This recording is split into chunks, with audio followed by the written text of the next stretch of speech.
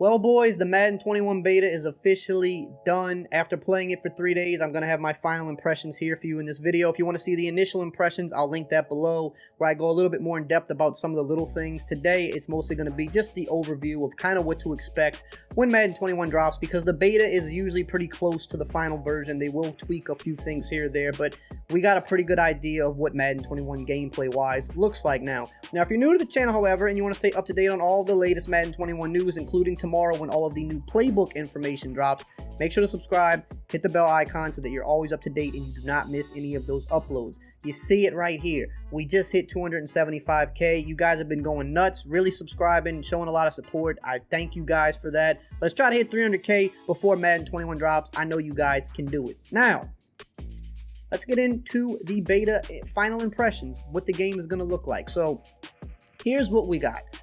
Now, this is the overall thing you have to realize about Madden, is that it is the same and it's different every year, right? If you're an online player, you notice all the little drastic differences because you're used to playing so many hours and knowing the most effective tactics, and those things usually don't work year to year. They change. If you're an offline player, however, the game typically feels very similar because, especially if you're a franchise guy, you're not getting those features that you want.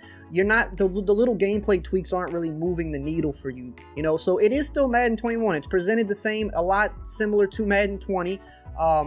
It's just a little bit of gameplay tweaks and changes. So if you wanted more than that, it's going to feel like Madden 20 to you. However, if you're an online player, there's some drastic differences here and it doesn't really feel anything like 20. So we can start with the user defending. If you've watched anybody talk about the beta, you've seen this in every video. The user defending and coverage is really nerfed. You can no longer guard 3-4 routes at one time, which I think is a great thing for the game, and I think has needed to be fixed. You know, the old school Maddens, you couldn't jump all over the field with your user. You kind of had to commit to like one thing, and you had to make adjustments around where you were going to use, or wherever you knew you were going to kind of go pre-play, you had to make adjustments around that guy. And now I think that is back, that the actual play adjustments matter. In Madden 20, the adjustments didn't matter that much because you could blitz 7, you could get to the QB quick, you could leave 4 guys on the field because you knew your user could bounce all around in that split second to take away any quick read on any side of the field, and your QB was probably going to get hit. That's not there no more. Now, I do think they could speed up the user a little bit. I think from point A to point B, the user just felt really slow. It felt slower than his speed rating. However, the change of direction, I love it. I don't think that needs to be changed. In fact, there is a new change of direction rating. And Clint and Equipment Guru actually talked about this on Twitter last night, kind of going over the difference between this and agility. So, what change of direction is it replaces the elusiveness rating, because elusiveness was an offense-only rating. However, now change of direction replaces that, and it's for both the offense and the defense, which I think is great because we all know this has been an issue in Madden. The offensive players have been more governed by, change of direction and planting feet, whereas the defense never had this. The defense could always stop on a dime. They could break out of a back pedal instantly and shoot forward. They didn't have to hard plant and really have to take that momentum into account, and that has always been an issue. Now both defense and offense have to go by these same rules now, and with the change of direction, the way it's different from agility, how they described it, is change of direction affects drastic changes of direction. So if you're going right and you're trying to stop and go left, it's a very harsh change of direction, whereas agility kind of is changing direction but not in a drastic way. So if you're running straight and you're trying to veer a little bit left or veer a little bit right, it's more of like a natural progression of just drifting one way, slightly adjusting the route that you're running. That's agility. But going left and stopping to go right, or backpedaling and stopping to break forward, that is a more drastic change of direction. And what factors into this is not only how fast you can change direction, but how quickly you can decelerate and then accelerate again. Because to make a drastic change, you have to decelerate. You have to stop, slow down, plant your foot to go the other way. So the higher the change of direction for the more elite players, the quicker they will be able to make those changes of direction. But I love this. I think this is a great change. They just need to speed up the point A to point B running for the users because they feel deliberately slowed down. But you can no longer go to the flat, then jump back over the middle to stop a drag, then go upfield to stop a post. You have to pick something. If you go the wrong way and try to go back the other way, you're not going to get there, and I think that's fantastic. I think that opens up more offensively. When you see a guy open, a decent amount away from the user, you can throw to him now, and that user can't unrealistically get back there. So I think that's the biggest, most drastic, and best change, but it can use a little tweaking. Now, defense as a whole, obviously, needs some work. The zones are very bad. The zones always feel really bad in the beta. They usually get a little better once the game comes out, but the reaction time just a little too slow, especially deep zones. It takes them a while to break on a pass. Most NFL players, they don't have a super delay when they're breaking on the ball in the air. In Madden 21 right now, they do. And also when you click onto them, you can't click onto them and kind of take them where you want to take them right away. This was something I thought was actually pretty good in 20. It seems like this went backwards for the 21 beta. When you click on, they're not as responsive right away, and they kind of get taken out of the play. So I don't think the zones need a huge buff. I think they just need a slight buff, so that way you can make your adjustments around your user and you can feel confident in stopping people. Because right now, Madden 21 on the beta was an extremely offensive pass-heavy game. It was very hard to stop anybody. So if they can make a slight tweak to the user, just speed and a slight increase to maybe some of the zone reaction and the click on, I think you got a game where you can be creative on offense, open up the offense, score a good amount of points, but also if you're a good defensive player, you can make the right adjustments to stop people. Now, the film study ability is the big controversial ability.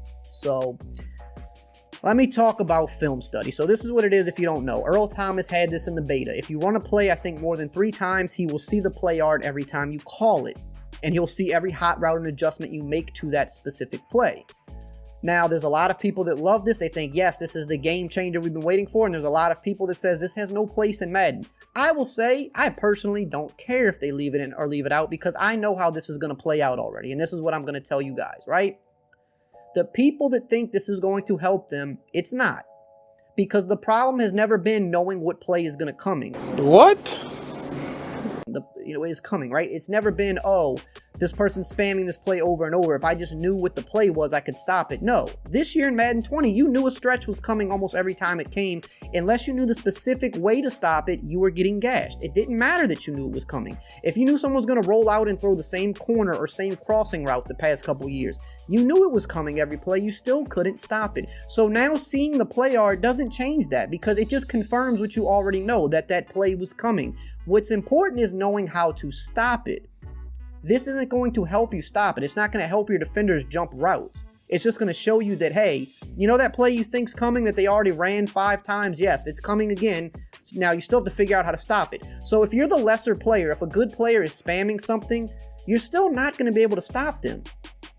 That's just the truth, because they're better than you. They're going to execute it. They have multiple reads on that play. You can't take them all away. As long as he executes, you're still not stopping it, right? So, however, where this really affects is the pro versus pro, right? Competitive scene where both players are talented and know the adjustments to stop pretty much everything.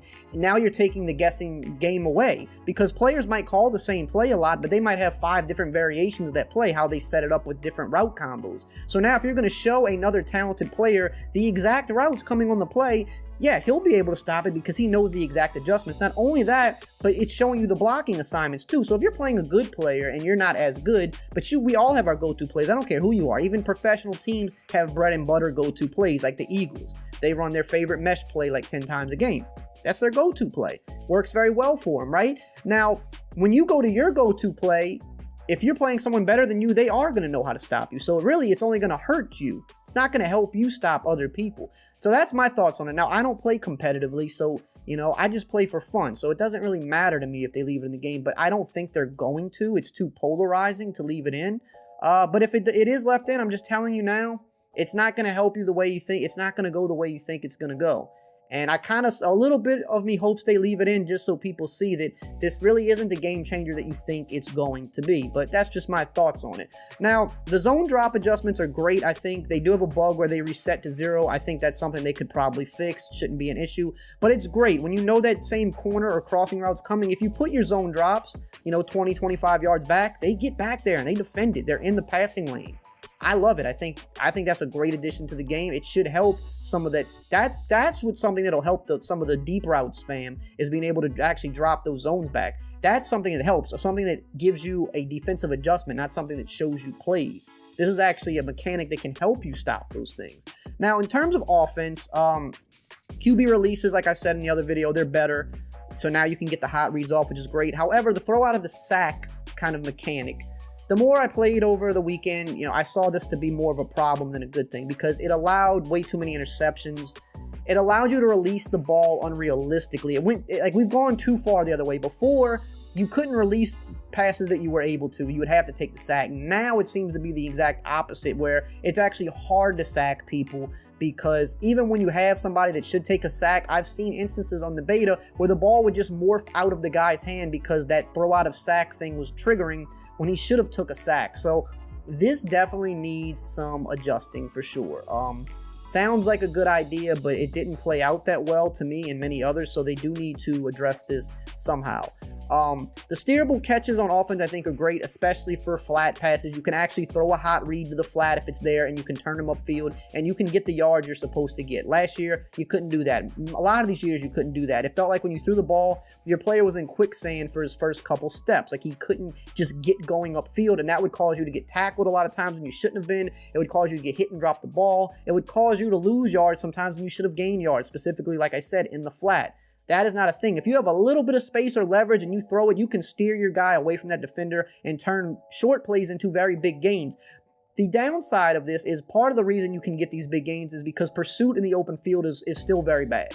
Now, on the initial run defense, it is a lot better. The guys that fill the gaps, the guys that set the edge, that is noticeably better. You can't just, you can still run the ball. Definitely, you still can, but the front seven guys really do play the run better, put more effort into it. But in the open field, one-on-one, or you got a couple defenders in the open field, they still pursue the ball very badly. And that, to me, is, I don't know if that's ever going to be good in Madden. I've just kind of come to expect it, unfortunately. But that, combined with the way you can steer players after the catch, it turns very short plays into very big plays this year, from what I noticed. You could take a slant to the house or a flat route 50 yards upfield pretty easily, which there's a side of that that's good, but there's another side of it that, you know, when I have a guy in position, I need him to take better pursuit, and that's still not there for some reason. The personnel audibles, you know, they looked good in theory, but we definitely saw some issues with it, just going from like shotgun to goal line, and it was kind of affecting the defense and how they reacted to things. So I think this is one of the big areas that needs to be addressed before the game comes out. They need to rework some of the stuff with it. The idea is still good. I think they need to have certain rules in place for it, though. Certain things that maybe you can't go from certain formations to other ones, no matter who you put on the field. They need to address it somehow. I don't have the answer, but the way it was in the beta, I could only see that presenting problems and an annoying experience for people when the game drops. The ball carrier moves are cool. The new dead leg, definitely nice. You can chain some of these moves together a lot better than before. However, nobody really likes that they changed, you know, truck to the Y button and hurdle to the stick. I think if they listen to feedback, they should just change that back. We have our muscle memory on the controller. No gamer likes when you change the controls. At the very least, at least give us the option to map our own controllers. Then you get the best of every world. But you can't just change up controller inputs when it wasn't broken. You don't need to fix it. And a lot of people didn't like that they changed that up. It just doesn't feel natural anymore because it's not what we're used to. Fast QBs, escape art is still very good. Throwing on the run in short yardage situations very good. However, you can't really throw on the run deep very good anymore because of some of the things they put in the game. I didn't really see contains look that different, which is surprising because that was a big focal point. Contains are going to be better. I'll have to see more when the game drops, but in my opinion, contains seemed really similar. They didn't seem that much change, so I think there could still potentially be issues down the road in terms of containing QBs. However, QBs with full stamina didn't seem to fumble, which was great. However, they lost stamina very quick. If you scrambled 2 or 3 times, it's like a Lamar Jackson.